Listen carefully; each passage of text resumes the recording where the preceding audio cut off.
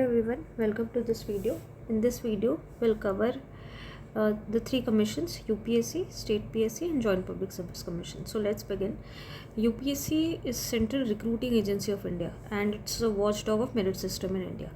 तो before learning about the body, इस body को पढ़ने से पहले लेट्स सी इसका हिस्टोरिकल डेवलपमेंट कैसे था.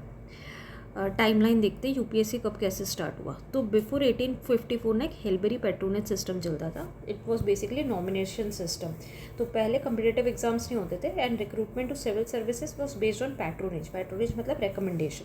सो अपॉइंटमेंट होता था, recommendation, influence, family connection, British elite nomination. So completely merit based तो नहीं था system. And Haileybury was a place in England. वहाँ पे कॉलेज था, East India company college, Haileybury college भी बोलते थे. तो बेसिकली वहाँ पे ट्रेनिंग इंस्टीट्यूट था ईस्ट इंडिया कंपनी का. तो जब कैंडिडेट्स को नॉमिनेट कर दिया जाता था directors of east India company के द्वारा, तो उनको इस कॉलेज में भेजा जाता था ट्रेनिंग के लिए. एंड देन इनको वहाँ ट्रेनिंग के बाद अपॉइंट किया जाता था सिविल सर्विसेज के लिए इंडिया में. सो इसको हेलबेरी पैट्रोनेज सिस्टम बोलते थे. एंड ये कॉलेज बेसिकली 1806 से स्टार्ट हुआ, बट पैट्रोनेज सिस्टम इससे पहले भी चलता था. सो इसको क्रिटिसाइज़ क्यों किया गया? इसको इसीलिए किया क्योंकि इसमें ओपन कॉम्पिटिशन नहीं था. It was favoured British elites थे इसमें and Indians had almost no access. Inefficient administration था, इस वजह से lack of merit based selection था. तो फिर इसीलिए डिमांड अरूज फॉर रिफॉर्म. ठीक है, रिफॉर्म लाने की बात की गई. सेकंड, इसके बाद क्या हुआ? चार्टर एक्ट आया 1853 का. 1853 का जो चार्टर एक्ट था, it ended the patronage system. So की रिफॉर्म क्या था इस एक्ट में? It ended the nomination system, introduce concept of open competition. ठीक है, and open civil services to competition based on merit. ठीक है, हाउएवर लेकिन इसमें सिविल सर्विसेज को ओपन तो कर दिया, but it did not design the exam system itself and it only provided for competitive recruitment. तो एक एग्ज़ाम सिस्टम डिज़ाइन नहीं किया गया, खाली इसमें बोल दिया गया कि कम्पिटिटिव रिक्रूटमेंट या ओपन कॉम्पिटिशन होगा. ठीक है, बट देन ये 1853 का था. फिर 1854 में मैकॉले कमेटी आई. This committee was headed by Lord Macaulay. This committee recommended the detailed scheme of competitive examination. ठीक है, merit based modern civil service, age limit, syllabus, selection based on academic merit. तो इस committee के recommendation के बाद 1854 में 1855 से civil services exam शुरू हुए लंदन में. ओके, तो एग्ज़ाम लंदन में स्टार्ट हुए. ओके, तो इसमें प्रॉब्लम क्या था? Exam was conducted in London, तो it was difficult for Indians to participate. Again, तो आपको अगर करना है एग्ज़ाम देना तो you have to travel to London, India में नहीं दे सकते. देन 1919 में क्या हुआ? गवर्नमेंट ऑफ इंडिया एक्ट 1919 आया, जिसको मॉन्टेग्यू क्लेम्सफोर्ड रिफॉर्म्स भी बोलते हैं. This suggested creation of public service commission in India. ठीक है, 1919 का जो एक्ट था इसमें बोला गया. Before 1919 recruitment was controlled by British government. ठीक है, रिक्रूटमेंट ब्रिटिश गवर्नमेंट कंट्रोल करती थी, कोई इंडिपेंडेंट रिक्रूटमेंट बॉडी नहीं थी. So Indians demanded fair representation in services. So ये जो एक्ट आया ना, it recommended creation of a public service commission to ensure merit based recruitment, fair opportunity for Indians, protection from political influence. Thus idea of independent civil service body formally recognized. Okay, तो 1919 के act में government of India 1919 act में independent civil services body का formal recognition हुआ. However ये उस time पे establish नहीं हुआ, but it recommended. Okay, it recommended, it's important. Now 1919 के बाद 1922 में आईसीएस का जो एग्ज़ाम था पहले लंदन में हो रहा था. तो फर्स्ट आईसीएस एग्ज़ाम ना इंडिया में स्टार्ट हुआ 1922 से. एग्ज़ाम सेंटर्स उस टाइम पे इलाहाबाद, दिल्ली में होते थे. तो this improve the access for Indians. फिर 1924 में एक ली कमीशन आई. ली कमीशन इसमें रिकमेंड किया increase representation for Indians in this services and it recommended establishing a public service commission again. Then 1926 में जाके first public service commission establish हुई. तो 1919 में रिकमेंडेशन आया था, फिर ली कमीशन ने भी दिया. 1926 में जाके first public service commission establish हुई. It was establish on 1 October 1926. उसके चेयरमैन थे sir Ross Barker. Okay, so this was first step towards independent recruitment body in India. ठीक है, इसका फंक्शन क्या था? To conduct examination for civil service, to advise government on recruitment matters. Okay, तो इनका जो लिमिटेशन था, it was only advisory in nature. Government not bound to accept it's advice, limited autonomy, could not fully ensure merit protection. So but still ये जो था it led the foundation for UPSC. Okay, when in 1926 ये जो public service commission establish हुई.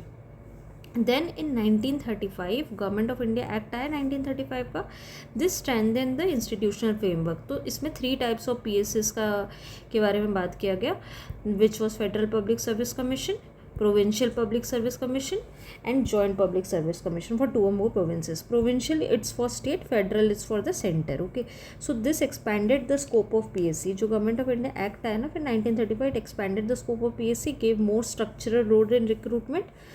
Okay, it introduced federal structure for PSCs and it became basis for the current system. तो इस ये जो उस टाइम पे ये जो रिकमेंडेशन हुआ ना फेडरल स्ट्रक्चर ऑफ पीएससीज मतलब सेंटर में स्टेट में, so this become the basis for the current system. जो अभी हमारा करेंट सिस्टम है ना यूपीएससी प्लस स्टेट पीएससीज का, वो इसके बाद से आया. Then however it was still not fully independent, advice still not binding on government and executive could override recommendation. So technically PSC जो है एडवाइजरी बॉडी था, लेकिन it became more influential after this. And then जब 1950 में जब हमारा constitution बना, UPSC was establish under constitution. तो after independence constitution makers ensured an independent constitutional body. UPSC was establish on 26 January 1950 under article 315 to 323 in part 14 of the constitution. Okay, 315 to 323. सो इसको UPSC को ना constitution status दिया गया जब हमारा constitution बना. तो why constitution status was given? To ensure political neutrality, to ensure merit based recruitment, to ensure protection from executive interference, to ensure professional civil services, to ensure continuity in administration. तो civil servants help maintain the rule of law, continuity of government and policy implementation. Okay, तो civil service servants executive का role करते हैं. So हमारे ये these are some prominent persons ना. So Satyendranath Tagore, he is a brother of Rabindranath Tagore. He was the first Indian to qualify for ICS. ये जो exam होता था ना लंदन में, दिस वॉज इन 1863. तो ये जब लंदन में ICS का एग्ज़ाम स्टार्ट हुआ था, there he went and gave the exam. So basically 1922 से पहले ICS एग्ज़ाम लंदन में होता था, इंडिया में नहीं होता था. तो उससे पहले ये सब प्रोमिनेंट पर्सन्स हैं जिन्होंने लंदन में जाके इन्होंने एग्ज़ाम दिया और क्वालिफाई किया. सत्येंद्रनाथ टैगोर पहले बने, देन सुरेंद्रनाथ बनर्जी, ये अर्ली नेशनलिस्ट लीडर थे. रमेश चंद्र दत्त, ये भी इकनॉमिस्ट एंड सिविल सर्वेंट थे. अरविंदो घोष 1890 में इन्होंने एग्ज़ाम पास किया बट ये ज्वाइन नहीं किए. सुभाष चंद्र बोस 1920 में इन्होंने क्वालिफाई किया बट वो रिज़ाइन कर दिया ICS से. ठीक है. सो आप मतलब उस टाइम पे एग्ज़ाम जाके लंदन पे देना, it's was a big thing because travel was costly. ठीक है. उसमें जो एग्ज़ाम के जो कंडीशंस थे ना, उसमें एज लिमिट काफ़ी कम थी. There were culture barriers, few Indians were selected, still this people were qualified. Okay, now तो फिर हमने ये पूरा टाइमलाइन समझ लिया. ठीक है. 1806 में हेलबेरी कॉलेज था. हेलबेरी कॉलेज पेट्रोनेज सिस्टम चलता था. चार्टर एक्ट आया जो which introduce open competition. Then Macaulay committee आया जो रिकमेंड किया एग्ज़ाम सिस्टम. फर्स्ट ICS का एग्ज़ाम हुआ लंदन में 1855 में. First Indian Satyendranath Tagore select हुए 1863 में. 1990 government of India act encourage Indian participation. 1922 में ICS एग्ज़ाम इंडिया में हुआ. 1924 में ली कमीशन आया. 26 में फर्स्ट पब्लिक सर्विस कमीशन बना. 1935 में फेडरल PSC स्ट्रक्चर आ गया. 1950 में जाके UPSC as a constitutional body establish हुआ. Okay, so this was the entire timeline of UPSC. अब हम UPSC बॉडी के बारे में देखते हैं. सो आर्टिकल्स हमने देखा UPSC से related. UPSC basically all the 3 commission से रिलेटेड जो आर्टिकल्स है, these are article 315 to 323, that is in part 14 service under union and the states. तो ये जो आर्टिकल्स है, this provides for UPSC, state public service commission and joint state public service commission. Okay, now coming to the composition, UPSC consists of chairman and other members. Okay, and number of members are determined by the president, usually 9 to 11 members. Okay, now qualification, qualification, at least half of the members should have held office for at least 10 years under the government of India और state government. तो as per convention आधे at least कम से कम जो आधे members है that should have an experience of at least 10 years under government of India. Okay. Appointment is done by president of India, chairman and members का. Tenure क्या है and conditions of service, that is 6 year और 65 years of as. ठीक है, या तो minimum वो उनको 6 years करना है या फिर 65 years ऑफ एज तक. Okay, which ever is earlier. Can resign anytime by writing to President. Salary of allowances are determined by President and these are charged on Consolidated Fund of India. And service conditions cannot be varied to their disadvantage after appointment.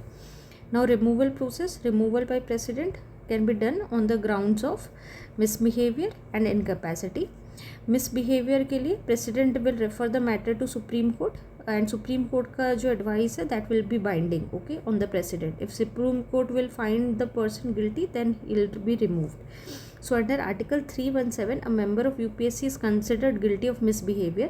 So misbehavior के जो conditions है that is also given in the Constitution if he or she is being interested in government contracts or receiving financial benefit from government contracts. ठीक है, so ये अगर इसमें से दो कोई condition satisfy हो रही है तो that will be termed as misbehavior. Okay. Now there is other grounds where president can remove without Supreme Court inquiry, that is if he is insolvent, if he is engaged in paid employment outside duties and on infirmity of mind or body. Okay, so ये सारे removal के conditions है. Now coming to independence of UPSC, Constitution provides safeguard to ensure the independent functioning of UPSC. क्या safeguards हैं? First is the security of tenure. So chairman and members के fixed tenure है and cannot be removed arbitrarily. So we have seen it 6 years or 65 years of age. Okay. Then expenses are charged of Consolidated Fund of India. So their salaries, allowance and expenses are not subject to vote. Okay.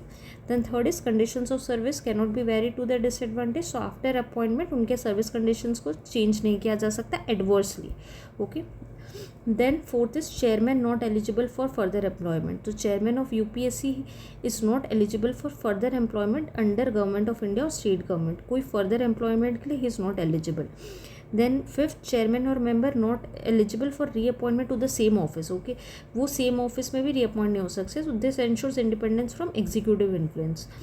Then sixth, members eligible only for limited further employment. जो members है UPSC के they are only eligible for limited further employment. So they are eligible for an appointment to the chairman. मतलब members chairman बन सकते हैं उनके term के बाद and they can become chairman UPSC के बन सकते हैं या chairman वो state public service commission के बन सकते हैं, लेकिन but not eligible for any other employment under government of India state government. ठीक है, तो वो सिर्फ chairman बन सकते हैं तो UPSC का state PSC के और किसी चीज़ के लिए they are not eligible. So these are the certain safeguards to ensure independence of UPSC. Now coming to the functions of UPSC. तो UPSC के first तो recruitment functions है, तो they conduct examinations for all India service, central service, group AB, defense service, public service of centrally administered territories जैसे कि IAS, IPS, IFS, CDS, NDA, engineering service, ये सब conduct UPSC कराता है. Then they have advisory functions. So UPSC is consultant on methods of recruitment to civil services and civil post, principles to be followed in appointment, promotions and transfer from one service to other, disciplinary matters affecting civil servants, suitability of candidates for appointment, then claims for reimbursement of legal expenses which are incurred by the civil servant in defending legal proceedings arising out of official duties. Then seventh, claim for award of pension for injuries sustained while in service under government of India. And then eight is any other matter referred to it by the president. तो ये सब cases में UPSC को consult किया जाता है. तो UPSC is an advisory function here. तो and this is not binding ना, एडवाइस इज नॉट बाइंडिंग. तो to ensure government does not ignore UPSC arbitrarily there is article 323. So advice binding नहीं है, लेकिन इसको कैसे इंश्योर किया जाता है कि गवर्नमेंट इनके एडवाइस को इग्नोर ना करे आर्बिट्रली. तो उसके लिए there is article 323 which is the report of UPSC. तो यूपीएससी ना एक एनुअल अपना जो मतलब यूपीएससी एक रिपोर्ट बनाता है, एनुअल रिपोर्ट, और वो सबमिट करता है प्रेसिडेंट को उनके काम का Then president will place that report before parliament along with memorandum explaining cases where advice of UPSC was not expected. Okay, तो उनको ये जो है रिपोर्ट ये बताना पड़ता है इन रिटर्न की अगर वो एडवाइस नहीं मान रहे तो वो क्यों नहीं मान रहे, कौन कौन से केसेस में उन्होंने एडवाइस नहीं मानी, एंड उनको रीज़न भी देना पड़ेगा. So this method ensures accountability of the executive. Okay, so यहाँ से अकाउंटेबिलिटी एंश्योर होती है एग्जीक्यूटिव की. And there are some additional functions of UPSC as well. So parliament can assign additional functions जैसे UPSC assist states in framing and operating schemes of joint recruitment if requested by 2 or more states. ठीक है. Now limitations of UPSC जहाँ पे consultation is not required. So UPSC is not consulted in reservation matters in favor of backward classes of citizen. ठीक है. Tribunal appointments में नहीं consult करते. Temporary appointment जो कि लेस देन 1 year है. Appointments to majority of group C group D services के लिए नहीं कंसल्ट करते. Then matter specified by president regulations और सर्टेन डिप्लोमेटिक पोस्ट. तो यहाँ पे भी उनको कंसल्ट नहीं किया जाता. ठीक है. Now coming to nature of roles. So UPSC performs mostly advisory functions and government is not bound to accept UPSC advice but must explain reasons for non-acceptance in parliament. So this ensures executive accountability. Further, government can make rules to regulate the scope of advisory functions of UPSC. Now areas where UPSC is not concerned. So UPSC performs mainly recruitment and advisory functions. Okay, but it is not concerned with many personnel administration matters. जैसे कि UPSC is not involved in classification of service. जैसे कि decide करना कि the post will belong to which group A, B और C, D. तो classification में UPSC is not involved. Then pay structure, service conditions, civil servants के उसमें भी UPSC is not involve. Then cadre management, allocation of officers, transfer, posting, promotion management within service, इसमें भी UPSC is not involve. Then training of civil servant, तो training भी नहीं conduct कराता है. तो designing and conducting training programs for selected candidates, तो ये भी यूपीएससी नहीं कराते. UPSC is only concern with the recruitment. Okay, only concern with recruitment. तो ये ट्रेनिंग वगैरह होता है. This matters are handled by the department of personnel and training. ठीक है. So ministry handling personnel administration. So department of personnel and training is one of the departments under ministry of personnel, public grievances and pensions. तो ये ministry basically handle करती है और ministry का ये department handle करता है. ठीक है. तो ये मिनिस्ट्री के अंदर 3 डिपार्टमेंट आते हैं: personal and training, administration reforms and public grievance, and department of pensions and pensions welfare. Then impact of emergence of CVC on UPSC role in disciplinary matters. Emergence of CVC Central Vigilance Commission in 1964 affected the role of UPSC in disciplinary matters. So basically CVC जो है it advised the government in matters related to corruption and vigilance cases. ठीक है. So many disciplinary cases involving misconduct, corruption, integrity issues against the civil service are examined by CVC.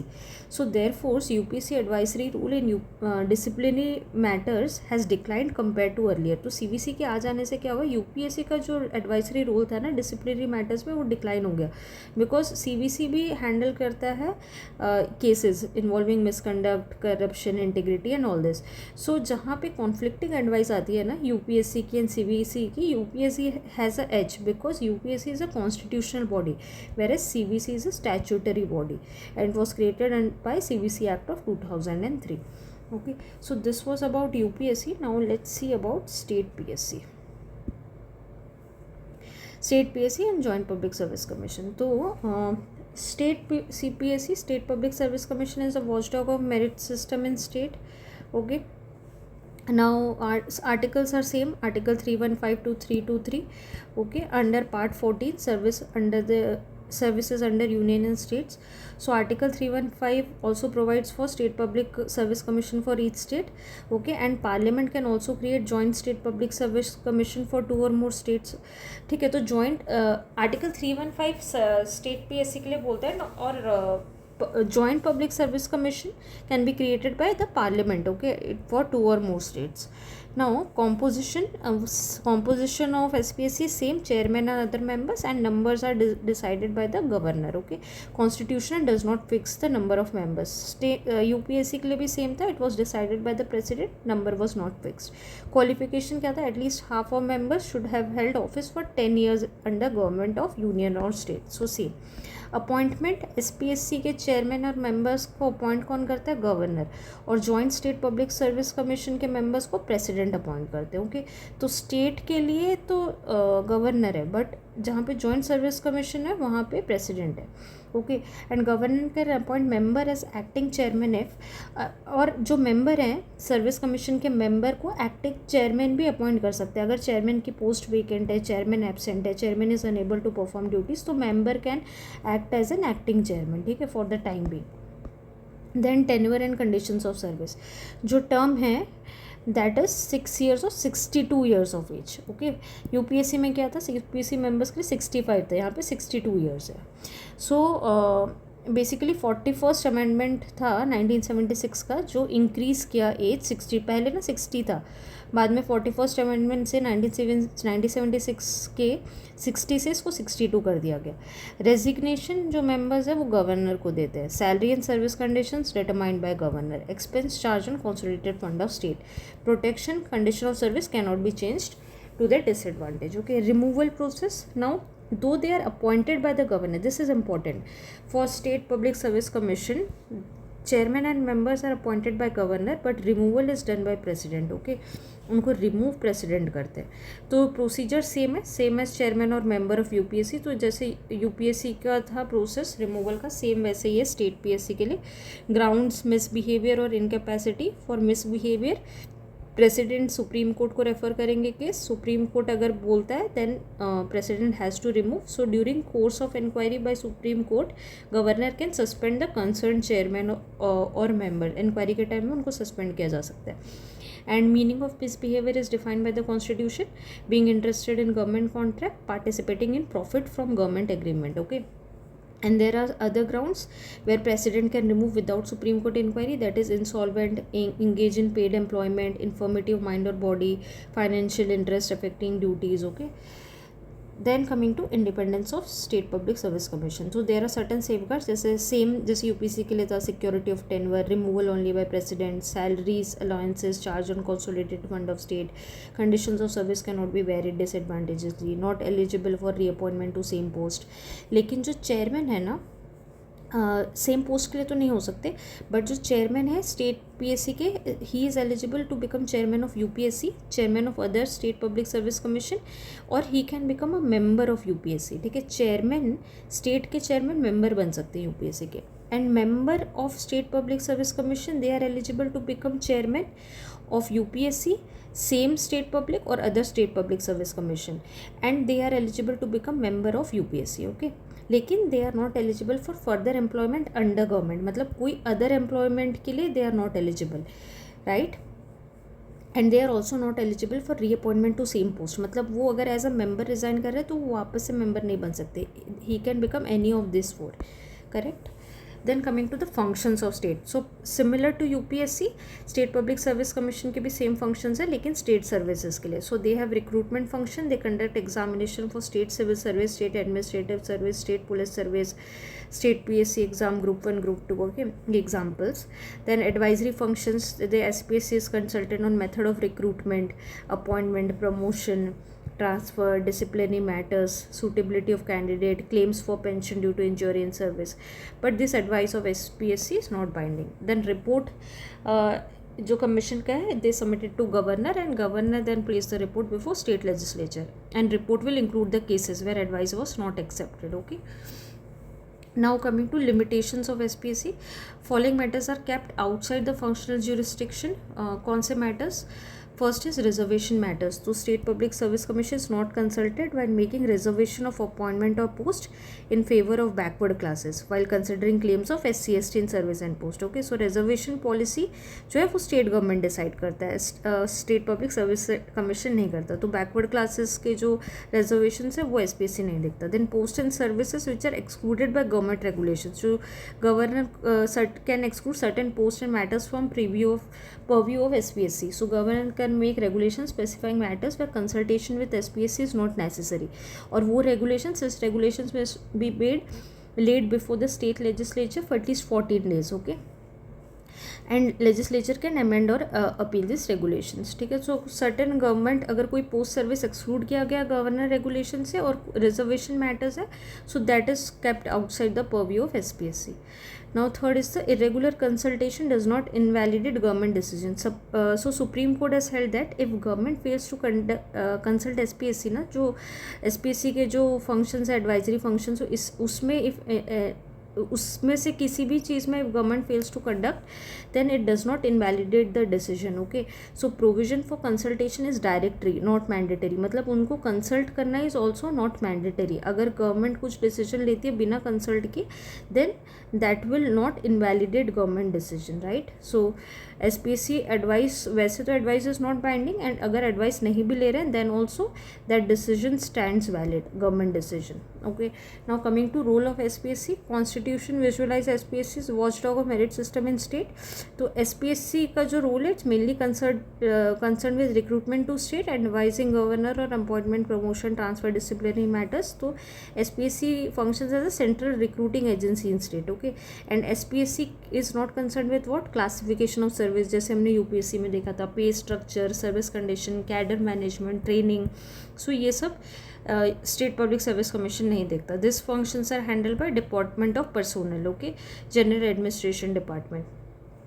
So SPSC का role mainly advisory और recruitment oriented है. Okay, now next coming to impact of emergence of state vigilance commission on SPSC role in disciplinary matters. तो जैसे CVC centre में affect किया था UPSC का रोल, वैसे ही स्टेट लेवल में state vigilance commission has affected the role of SPSC in disciplinary matters. Both bodies are consulted disciplinary cases. So SPSC is advisory body under Article 320, whereas SVC specialized body for misconduct and corruption. But in case of conflicting advice given by SPSC and SVC, so SPSC is an independent constitutional body, so it has an edge over SVC. So SVC is a statutory body. Thus, role of SPSC in disciplinary matters has been affected, but its constitutional status give it a higher importance. Okay. Now coming to the nature of role of State Public Service Commission. So role type is advisory, binding advice is not binding, importance is high persuasive value, accountability is ensured through legislature, and objective is merit based recruitment. Now coming to Joint Public Service Commission, it is formed for 2 or more states by an act of parliament. Okay, ये parliament के act से बनता है on request of concerned state. So this is a statutory body, right? Appointment is done by president, removal by president, designation to president. Tenure is same as State Public Service Commission, 6 years or 62 years of age. Okay, and State Public Service Commission है ना for 2 or more, तो report is given to submitted to governors of the concerned states, and the expenses are shared by the states, right? Now we'll see मतलब एक comparison देख लेते हैं तीनों body का एक बार. तो this is UPSC, state public service commission, joint state public service commission. Constitutional status if will see, ये दोनों कॉन्स्टिट्यूशनल बॉडी है. This is statutory body. Provision, तीनों का प्रोविजन आर्टिकल 315 में दिया है, but in 315 it's mention that this will be created by an act of parliament. तो ये दो as it is created by an act of parliament, this is a statutory body. Okay, now jurisdiction union service और इन दोनों का state service, right. Now appointment of UPSC is by president, state public by governor, joint public by president. Number of members determined by president, यहाँ governor यहाँ president, okay, state में. Now tenure 6 years 65 UPSC, state PSC 62, 6 years or 62, joint 6 years or 62, whichever is earlier. Resignation, president, UPSC, state, governor, joint public service commission, president. Okay, removal all the 3 by president. Then report is submitted to president UPSC, state में governor, joint public में governor of concerned states. ठीक है. Report is place before यहाँ parliament, state legislature of concern states. Role is यहाँ central recruiting agency है, this is state recruiting agency, and this is recruiting agency for multiple states. Nature of advice तीनों का advisory है. ठीक है. Consultation matters same है, recruitment, promotion and disciplinary matters. Okay. Then creation method is directly by constitution, ये constitution में दोनों मतलब ऑलरेडी मैंशनड है. This is by act of parliament and that is on request of states. Okay. So this was all about UPSC, State Public Service Commission, Joint Public Service Commission, and article numbers we have seen, right? 315 to 323. Okay, so 315 to 323 ये तीनों बता, मतलब it tells about public service commissions. तो एक बार quickly will see 315 to 323 article numbers भी देख लेते हैं. सारे आर्टिकल्स क्या बेसिकली बोलते हैं, किस बारे में बात कर रहे हैं. So 315 provides for basically UPSC, SPSC and joint SPSC. ठीक है, ये हमने देखा. Then 316 is basically for appointment and term. तो 316 आर्टिकल नंबर बताता है कि चेयरमैन और members are appointed by the president for UPSC, joint public and governor for state. Then tenure 6 years for UPSC, 6 years and 65 years of age for UPSC, and for state and joint 62 years. Okay, so this is mentioned in article 316. 317 में mentioned है removal and suspension के बारे में. So chairman and member are removed by president and inquiry by Supreme Court in case of misbehavior. Okay. 318 में conditions of service mentioned है. President or governor determines number of members and service conditions. Then 319 in tells for the eligibility, basically eligibility for further employment, ineligibility for further employment, not eligibility. So chairman is not eligible for further government employment, right? Except for some exceptions जो हमने देखा है. Same post पे नहीं आ सकते और कोई दूसरे पोस्ट में भी नहीं जा सकते, but there are certain post अंदर कमीशन के अंडर ही member can become a chairman, right. And state public service commission में chairman can become chairman of UPSC और अदर कमीशन, और members can become chairman or member of UPSC. Okay, so this is article 319. Then article 320 talks about functions of the commissions: recruitment, appointment, promotion, transfer, all this. Then 321 talks about additional functions like parliament, state legislature can assign extra functions. Then 322 talks about the expenses. Expenses are charged on the consolidated fund. And 323 article number talks about the reports. The commission submit annual report to president or governor, which are laid before parliament or state legislature with memorandum explaining non-acceptance of advice. Okay, so this was all about UPSC, State Public Service Commission and Joint State Public Service Commission. Hope this is clear. Thank you.